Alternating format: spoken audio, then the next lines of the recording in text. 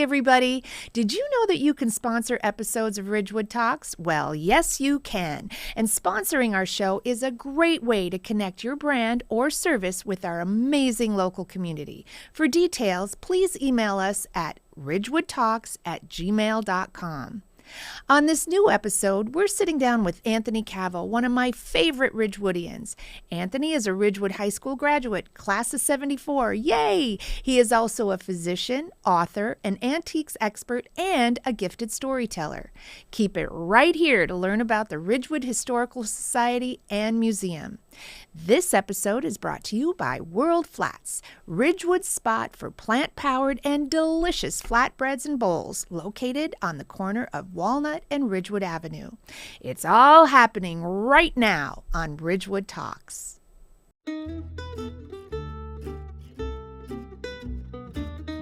Welcome to Ridgewood Talks. Through this podcast, we will be introducing you to some of the leaders and legends in our village. We'll keep you updated about fascinating local events. We'll dig into the town's hot topics and so much more. But first, let me introduce myself. I'm Jeanne Johnson, the founder of Ridgewood Talks and Ridgewood Walks. The goal of these initiatives is to create a kinder, more connected, and more vibrant community. I'm thrilled to be hosting this podcast with my good friend and all-around wonderful guy, Jordan Kaufman. We look forward to meeting with you weekly and hearing your thoughts on who and what you'd like to learn about in our beautiful hometown. For now, be kind, do good, and enjoy this episode. Here we go.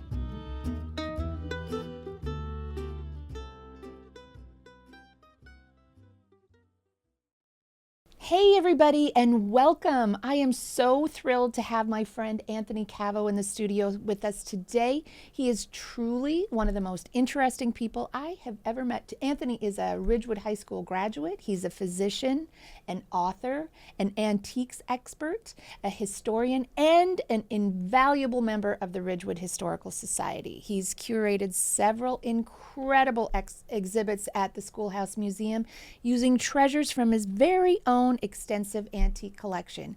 And if you've been lucky enough to attend one of his talks for the Historical Society speaker series, you know they are an absolute delight. And I know you're going to love this conversation too. So let's get into it. Anthony, thank you so much for being here. It's a pleasure. I'm so excited. We've been talking about this for months. That's right. And we finally got you in here. And so let's get started. I want people to know who you are. I mentioned that you're a Ridgewood High School graduate, but where were you born? I actually moved from Brooklyn when I was a teenager. I was born in Brooklyn. My whole family's from Park Slope, Red Hook, every single relative. But we moved out here just when I was a teenager and started school. And why? Why did you move to Ridgewood? Well, there were 6 children in the family, and we had an aunt who had moved to Glen Rock earlier, and it just was a beautiful town. Yeah. Yeah. So tell me about your childhood in Brooklyn, you said in Park Slope. Yes. Right. And I understand that you started being interested in antiques when you were very, very young, and you had a red wagon. Go on. Tell me that story. I lived in Brooklyn, Queens, and my dad had a printing company on Varick Street in Manhattan, which is, in the East Village. So when I was there, I would trawl the streets with my wagon and pick up stuff. In those days, when someone died or moved, everything went on the curb. And I would go around the neighborhoods with this red wagon, pick up stuff, and my parents would indulge me and take me to the 26th Street Flea Market. That I guess it's Chelsea Market now. All right. But then it was the 26th Street Flea Market, and it was one of the most bizarre places you can imagine during the 60s. Yeah. And I would pick up all sorts of... And you'd sell what you found? Sell. Oh, my God. So you were making money. When my parents saw that I was selling, they completely indulged me. They let me pick up whatever I wanted. So what number of children, where are you There are at? 6. I'm second. Okay, you're second. So then did your siblings follow suit? Did they look at you and say, hey, this guy knows how to make some money? And no, my sisters do have all antiques in their homes, but they don't really know too much about them. They came from our home, or Right. I picked them up for them. My brothers, not so much. Yeah. They're more interested in golf. Oh, I got it. But I made a lot of money at an early age. Good for you. Picking up things like Stickley settees. Oh, and yeah, in the early yeah. 60s, they just Imagine started people selling. didn't even know that was worth any No, money back not, then, not right? at all, yeah. And the more bizarre things you would find, like for instance, one time I found a Victorian prosthetic leg with the high button boot still on it. Odd. And That's I took that hilarious. to the 26th Street Flea Market, and I'll never forget the guy. He was in a beautiful business suit, but he had waist-length hair, and he was walking a rabbit on a harness like Okay. you would walk a dog, Oh, and my he God. fell in love with it He and needed said that. it was going on his wall. That's hysterical. But, at that time, $30 was about $140-something. Yeah. That's pretty cool. But So yeah, I bet you really have found some interesting pieces. Besides that, what are some of the other interesting pieces that you've picked up through well, the there years? is a story. I was strolling down at the Main Street where everybody did their shopping, and I went up a side street and I saw 5 beautiful scales on the sidewalk, on the curb. So I loaded them in the wagon, and I proceeded to sell to in those days we had the Vegetable Man, the Fish Man, all the markets were separate, and they offered me $4 for one, and I thought that was stupendous. And the fish guy bought 2, the vegetable guy bought 1, even the AMP bought from me. Oh my God. And I wound up making $20, which was about $130 at that time. And how old were you at this time? I was about 6. Oh my God. Think about well, of course they're going to want to buy it from this little kid. Yeah, you know? well, they must have suspected something. I suspected nothing. But the next day, I went to the pharmacy with my mother, and the pharmacist said, this neighborhood's getting terrible. The Associated Market washed their scales and put them out in the sun to dry, and they were Oh gone. no. Oh my God. And That's my mom hysterical. said, well, I hope they catch the guy and put him in jail. And Oh, of course, shoot. I felt, Did you I- fess up? no, I was too scared to Oh my fess. God. I So was- I now thought I are was you going to is this jail. the first time you're confessing that story right here on Ridgewood Talks? But in retrospect, I think all those shopkeepers knew, Oh, they probably did. because they must have heard the story if the pharmacist heard it, but not one of them spoke up. So That so is this- crazy. yeah, so I couldn't wait for the 7-year So now we know the really scales why. of justice. Are, Yeah. But now I understand why your parents decided they had to flee to Ridgewood. save our family reputation. Yeah, that's right. They're no. like, oh no, they're going to take our Yeah, son. no. Oh my gosh. So, all right. So then you get here to Ridgewood. Then what do you do? Your business had to fold, I guess. No, actually, I continued all through high school. My mom had an antique shop on Ridgewood Avenue, right across from the Warner Theater, Oh, wow. where that pharmacy is now Yeah. on the corner of Cottage. Right So she there. had Yeah. her antique shop was in that building. And I continued she didn't drive because coming from the city, Right. you never needed to drive. So I would drive her around on her calls. She had an ad in the paper, and we would continue to buy. Yeah. So you sell, probably learned yeah. a lot from your mom. And then we did Brimfield, which was, if you're in the antique world, that's Mecca. And it's 2 weeks of nothing but antique flea markets over hundreds and hundreds of acres in Brimfield. Right. I've heard about And that. you pitch tents and you sleep there. Oh my God. Yeah, and That's commitment.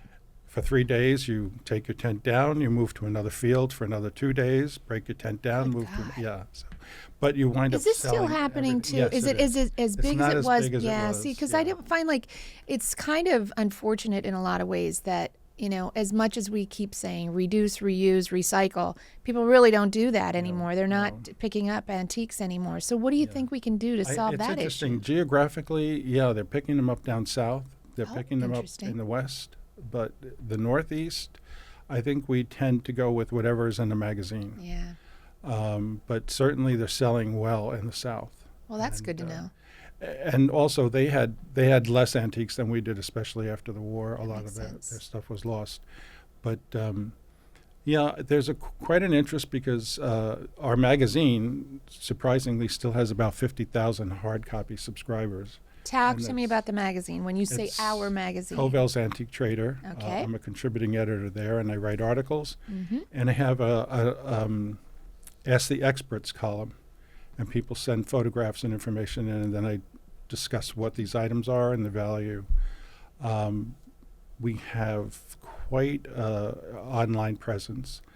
I think they quoted about 50 million hits a year. Holy cow. Yeah. So, I mean, that means that industry is thriving. And it is clearly a passion of yours. But you took a pause in your antique dealing. You just told me before you're not a dealer. So you took a pause in your antique activities and decided to go to medical school. I did. Yeah, so talk to me about that. Well, when I graduated Ridgewood High School, I wanted no part of college. Oh, really? And my mother and I were auctioneers. We went to auctioneer school in Iowa. Can you give me a little auctioneer lingo? God, I haven't done it in years, but yeah. I love those auctioneers. In this area, you can't. You can't do it that way. When we did it in Iowa, my first auction was a horse auction. There's my New York accent. Your horse. Horse Yeah. auction. I'll tell you a story about that. But we did local auctions in Bergen County, all through Bergen County, Woodcliff Lake, Ridgewood. And not And just antiques. You were a real household. auctioneer. Yeah, we would pull everything right out of the house onto the front lawn. People would set up chairs and buy. Okay. We did, in fact, Dr. O'Connor's house on Godwin Avenue years ago. It was big. It was filled with stuff. But why? So I go back to that. Why can't we have auctions here?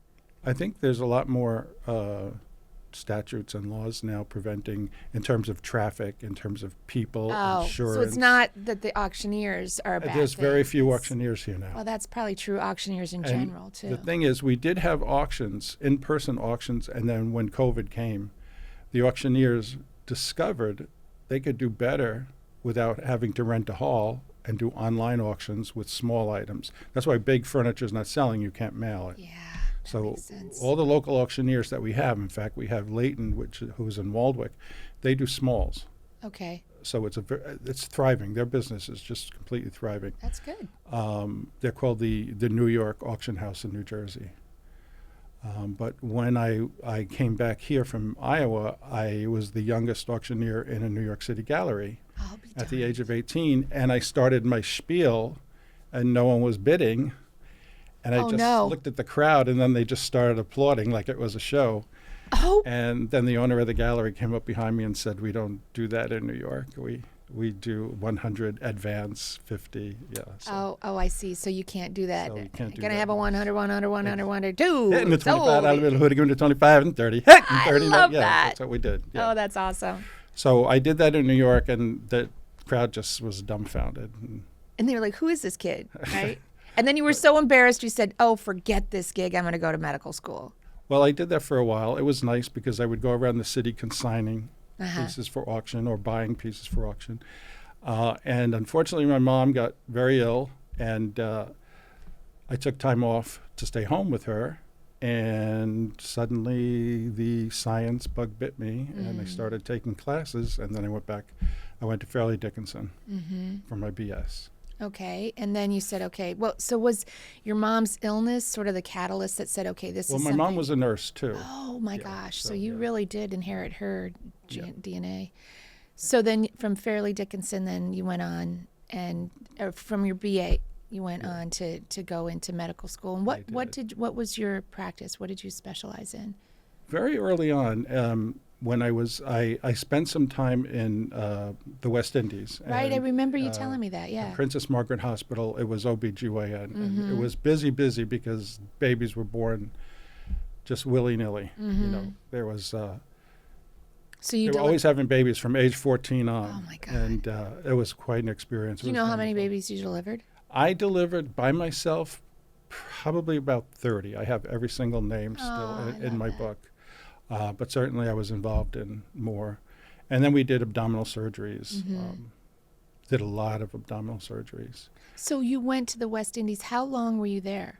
I was there twice. I think probably the first time 2.5 years, the second time just about the same. And it's, Dominica is not Dominican Republic. It is about 75% jungle, 356 rivers. It's called the Nature Island of the Caribbean. I bet it's gorgeous. Very, very rural. And we had, So why pick that area? What I made had a you? friend who was there. I see. And it sounded so romantic to me. Yeah. And in fact, many Americans did go there but left because there were times, for instance, where I lived, I was fortunate enough to have a cinder block house, but I had no plumbing and no electricity. Oh my God.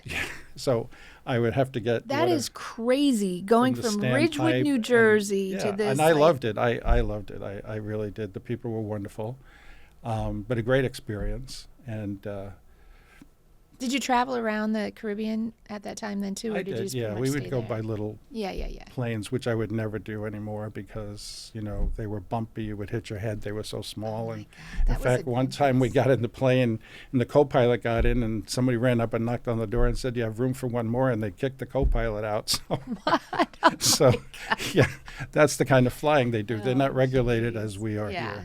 Yeah. So, Well, yeah. Oh my God. But, it was a great experience there. Well, so then you decided, okay, now I've had enough of this. What Yeah. brought you back? It was strange because I didn't, as I said, I didn't have a phone, I didn't have electricity, I didn't have anything. And my grandmother died in September, and I did not know about it till I got home at Christmas for a Christmas visit. By the time I would have to go to the Capitol to use phones, and by the time they were able to reach me, the funeral was over, so they figured there's no point in telling me. And I got back and I thought, gee, my family's here. Yeah. So, yeah, Well, good for you that you had that experience, Yeah, yeah. because that's just incredible. But you didn't want to practice medicine once you got back here? I did. you I was did? in Boston City Hospital. I did family medicine and radiology at Yale, New Haven. I did surgery in Jefferson Memorial. We did grand rounds at Georgetown. So I was all over the place. Wow. Yeah. And then I left medicine in 2010. I left the office situation, and I worked for a billing company who needed a physician until 2012, and then I left completely. It just got to be too complicated. Well, your days are shot. You're there from morning, and then after office hours, it's the hospital. Right. And, my brother, when I moved back here, there was no place for me to move. My brother had a 2-family house, so I moved in there. And once he started having kids, I wasn't going anywhere. Yeah. And then I was missing the children. Yeah. So I said, it's about time to leave. Yeah. Plus, I don't want to get too much into it, but the office I was working in kind of imploded with personality problems. Fortunately, I wasn't involved, but Right. it was. So you You're watch involved that and you're 'cause you're like, you there. know what? Yeah. I just want to be with my Exactly. family. I just want to settle And down. that's how it worked. One By day the way, I you got had up this. and I left. You did, and Yeah. and you had a great career to jump right back into with these Yes, I with the did. antiquing. Yes, I did that right away. Yeah. All right, so now you're back on the track. You're going out. You're getting all of these antiques. How far do you travel to find these things, and how do you know? Like, I mean, you just study it so I deeply. kind of have a sixth sense. I've had that, I guess, because I was in it so young. Have you been on Antiques Roadshow? I haven't been. You should be. My friend, She had actually, last time. Dana Balsamo, who kindly auctioned our deaccession quilts. Right. She's on the Antiques Roadshow, and she did sell some quilts for the museum. Mm-hmm. Yeah, I don't know. This is like, I enjoy this kind of thing. I've done several of these. Well, you're so good at it, like and you're the so dog knowledgeable. I mean, anybody who's listening or watching, I really implore you to get over to the Schoolhouse Museum. Take a look at the exhibit now. It's called 200 Years of Childhood. Right. You really formulated that whole exhibit, right? Yes. So, how do you get the ideas? What you've done, and by the way, the exhibits that you curate, it is so full. The museum is so full. It takes a long time to go through it, but you learn so much, and it's such a delight. This one, you have toys in there from as early as what to what? Well, I think the earliest toy we have is the rocking horse, 1850. It's amazing. It's big too. Dolls from 1820. And I think those are the earliest pieces. You know what's crazy? So as for listeners, if you're interested, please get over to the Schoolhouse Museum. It is not about the schoolhouse. Right, It is a exactly. museum that you will learn so much.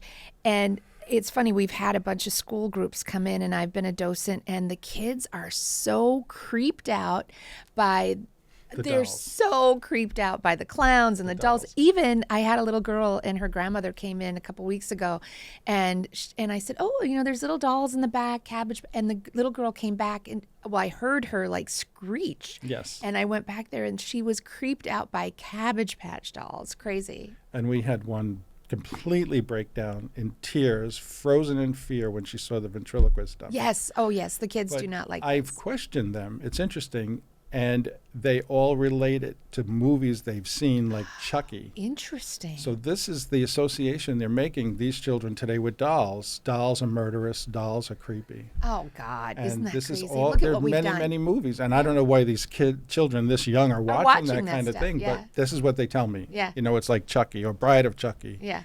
And so now I understand why they're so. But there are really cute things inside the museum, too. Yeah. There's rubber duckies. But then you know what else? Punch and Judy. They're creepy looking, too. Punch and Judy's always been creepy and violent. Yes. Oh, my gosh. Right. I mean, so that is really, it's that was a a lesson. celebration of domestic violence. Really? Yes, that's Tell what me it was. more. Initially, they started in the it Punch? 1600s. Okay. He was Punchinello in Italy in the 1600s, and he and Judy were always hitting each other with sticks. The police were involved. There was a lawyer involved. There was a devil telling them what to do. This is fascinating. And that's where you get slapstick from. It was funny. They would hit each other, slap each other with It's not sticks. so funny. No. And actually, it was one of George Washington's favorite puppet shows. But later in the 19th century, we have a devil there in our museum. Mm-hmm. But they did away with the devil later in the 19th century because they geared Punch and Judy to children. I see. And then it became less violent, of course, and more humorous. Mm-hmm. But that, for the first, I guess, 300 years or so, it was I just... was going to say, so they've been around a long time. Yes, yeah. Because I remember a little Punch and Judy thing in my Right, time. since the 1600s, easy. Unbelievable. Yeah, maybe How the do late 1500s, actually. How in the world where do you find the research on this? I mean, that's fascinating to me. I think that the best way anytime you encounter something different, you read about it. Yeah. You pick up something, you read about it. And that's what happens. I pick up a stamp. The next thing I know, I'm reading about it. The next thing I know, I have buckets and buckets of stamps, buckets and buckets of photographs. Yeah. That's what I want to know, too, because we can ask you, Willie, Anthony, do you have one of the first microphones that were ever on the market? And you're like, yes, I do. Anything we want, Yeah. you have. So where do you keep this treasure trove? Or do we dare say? No. I have 2 storage places in Hohokus, climate-controlled security. I have one in Connecticut.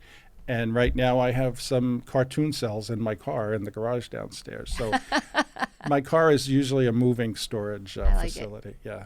Well, so how do you keep your inventory? How do you keep track of everything?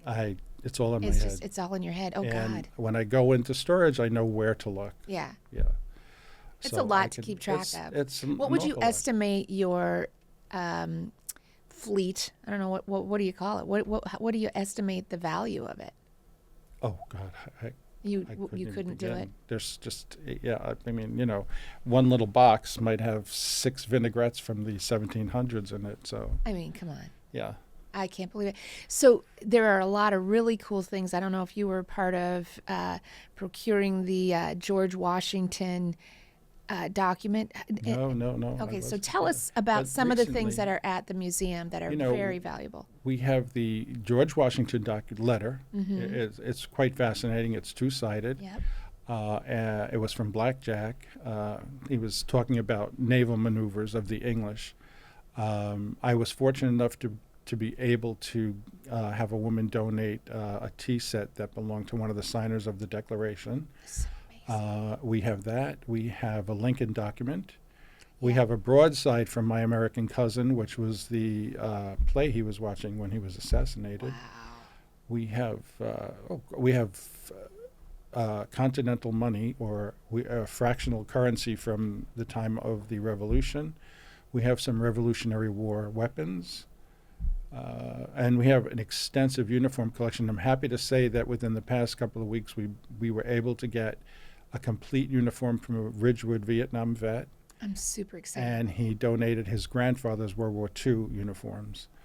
And we also had last week someone donated a nurse's cape from World that's War II. yes, exactly. So these are things you're going to see in our next exhibit. Yes, so that's what I want to talk about that too. So at the Schoolhouse Museum, we're doing a lot of things to prepare for the 250th anniversary of the signing of the Declaration of Independence. So the next exhibit, this exhibit right now is called 200 Years of Childhood. Yes. That's going to be broken down in November. Then we're going to have a big train show, a model train show, which I'm super excited about. That'll be 3 weeks during, December, January timeframe. And then you're going to put this humongous exhibit together to celebrate the 250th anniversary. So That's right. tell us more about that. I think that most museums will be concentrating on the revolution. Right. And what we'd like to do is do 250 years of progress. And we're going to carry it from the revolution, or maybe even a little bit before, right up until, basically World War II. I don't know that we have anything from Korea, but we would like to include at least one object or uniform from each war. Right. We have Revolutionary War, we have Civil War, we do have, fortunate to have a hat from the Rough Riders, who was a local man who was with Roosevelt on the charge up San Juan Hill. We have World War I, we have World War II, now we have Vietnam. Right. So I would say to listeners, if you have any artifacts that you would like to loan to the museum, please get in touch with us. You can get in touch with us at Ridgewood Talks at Gmail, or you can reach out to the Schoolhouse Museum.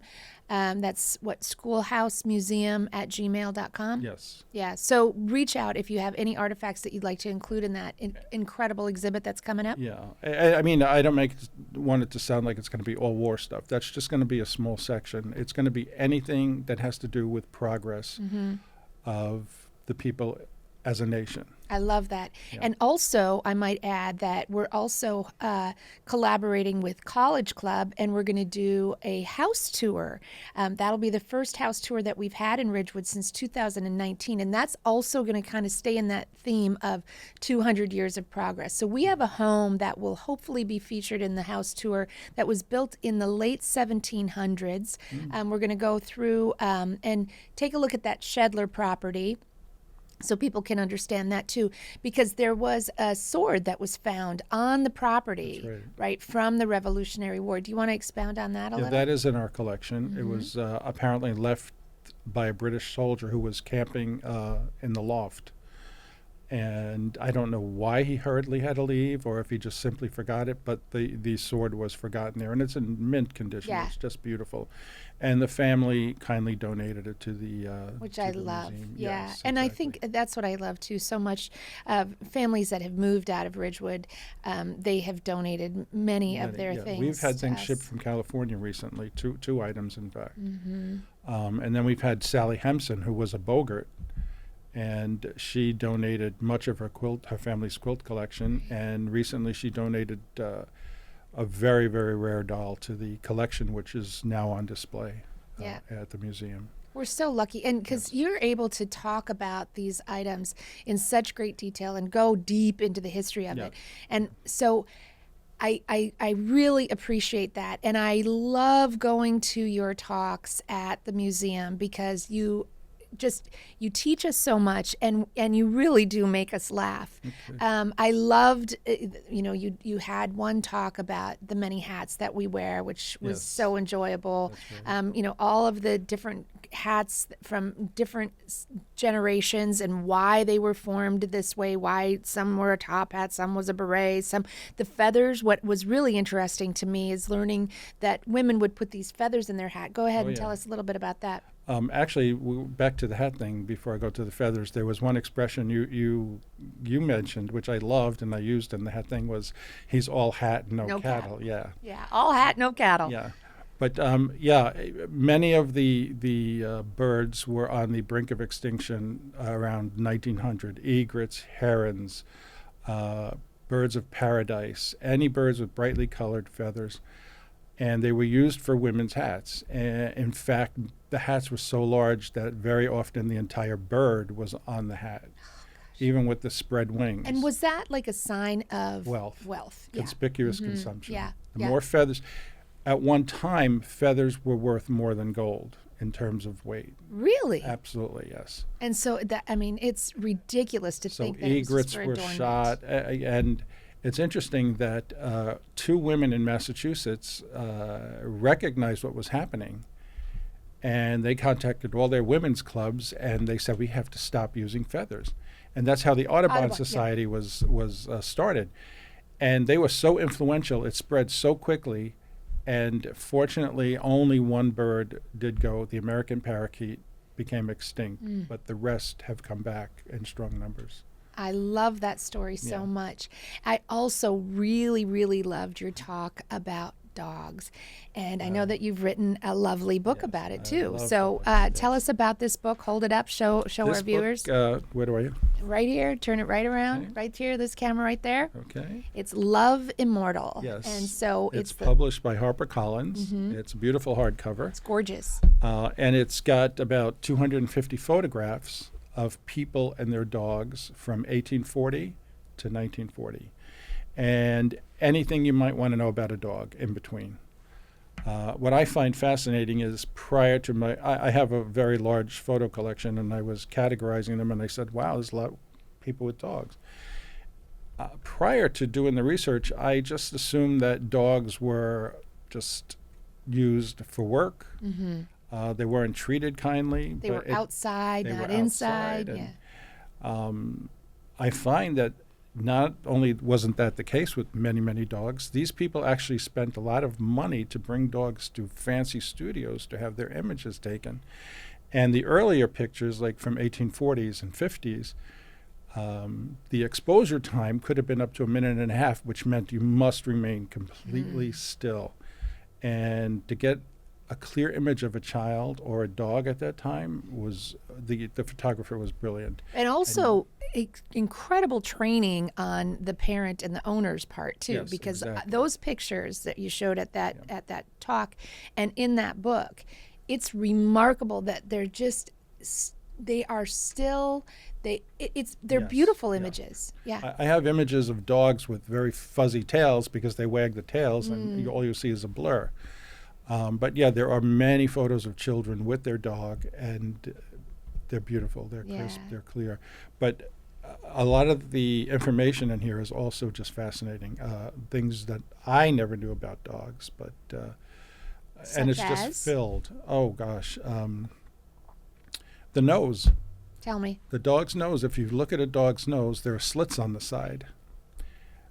A dog can breathe in and out, and while they're breathing out, they can still smell through the slits in the nose, so they can still breathe in while they're breathing out. And not only that, the slit tells them from which direction the odor is coming.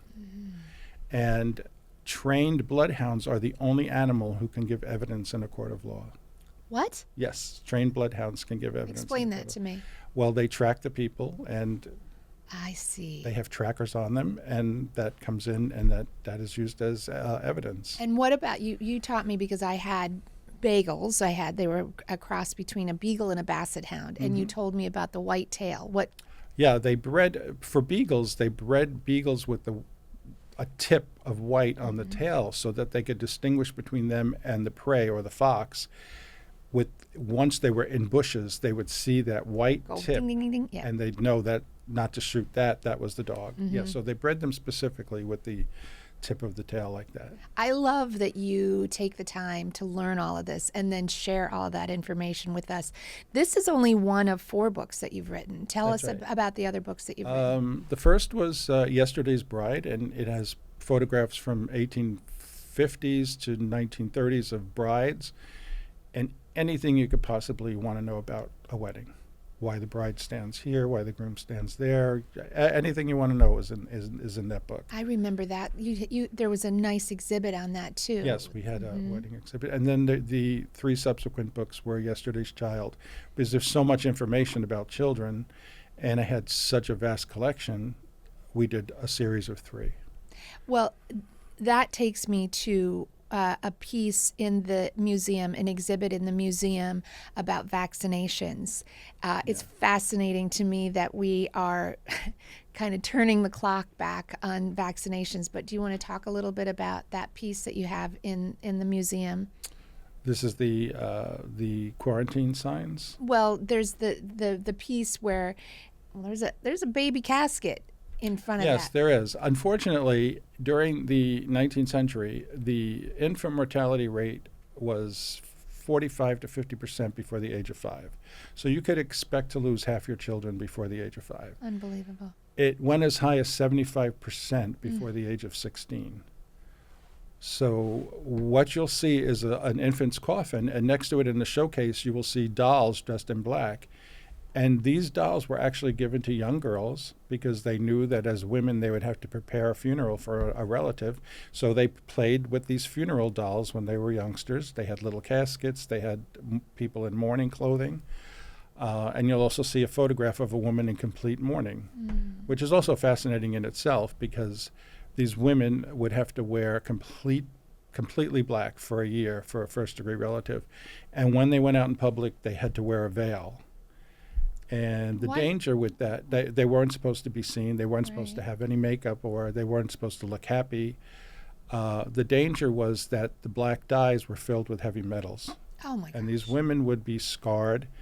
And then from wearing the veil in public, they would be inhaling arsenic, heavy metals like mercury, and very often they died of blood dyscrasias.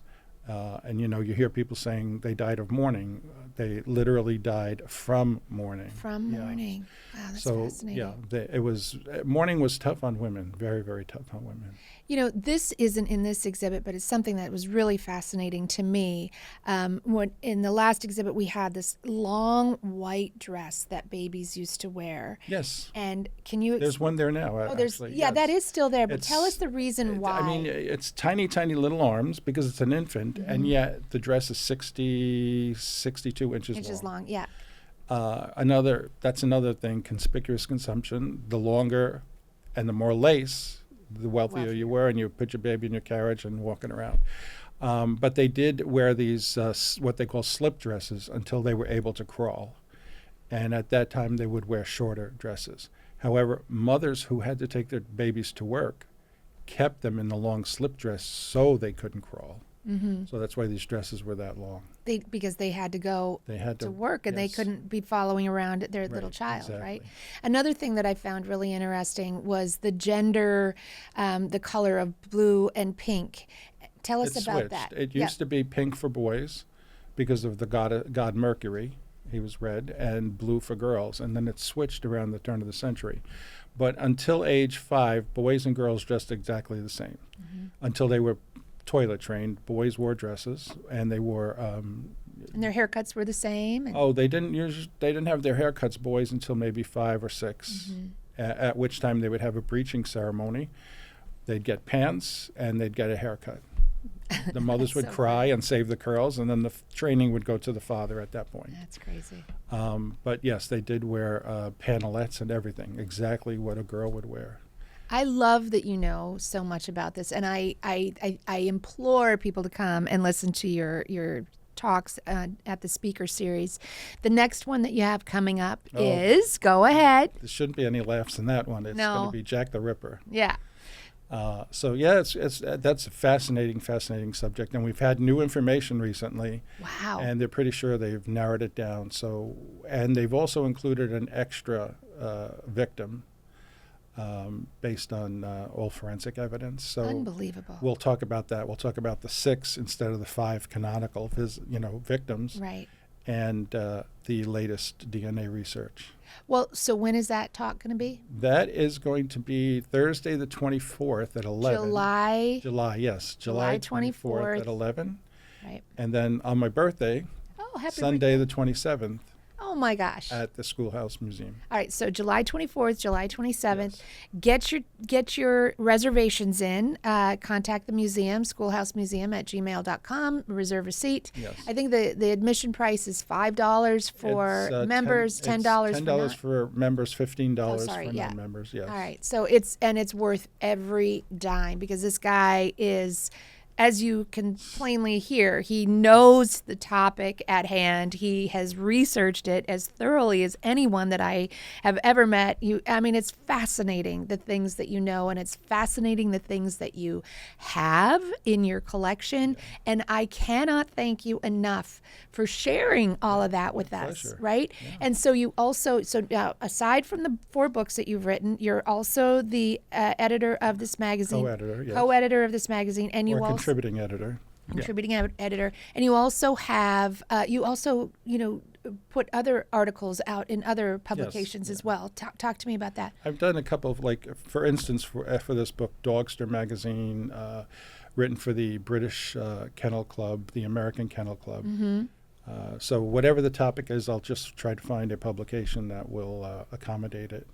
But we did get fabulous reviews from the British Kennel Club and the American Kennel Club on this book, which really, Well, I bought a couple of copies myself and gave them to my kids. My kids are big animal lovers. I love the book. I think everybody should get this one, and the Bride books too. The Bride book will tell you everything about every tradition. Yeah. And some new traditions you probably It's a haven't great heard of. gift for people to give for brides to Yes. be, or for people who are getting ready to get married, because it's not just gender specific. It's super yeah. interesting for men too, Yes, right? Exactly. Yeah, it talks about boutonnieres. It talks about why men do what they do at a wedding. Yeah, we've included everyone, even children. Yeah, I love it.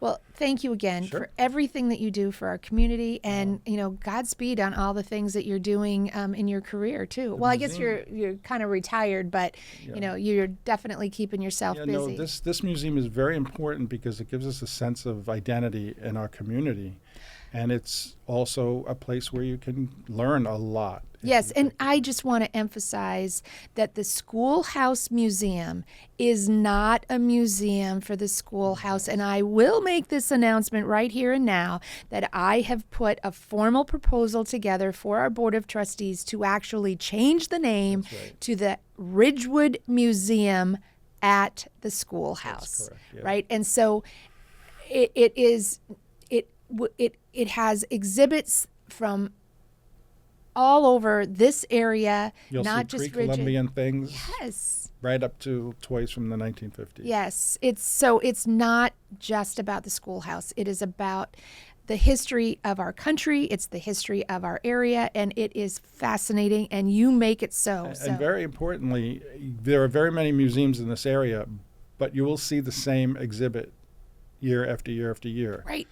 I love the Hermitage, and I'll go there every few years. But when you go, you will see the same objects. We rotate every year, and then we insert smaller exhibits for a 3-month period. Mm-hmm. So it's quite dynamic. Yeah.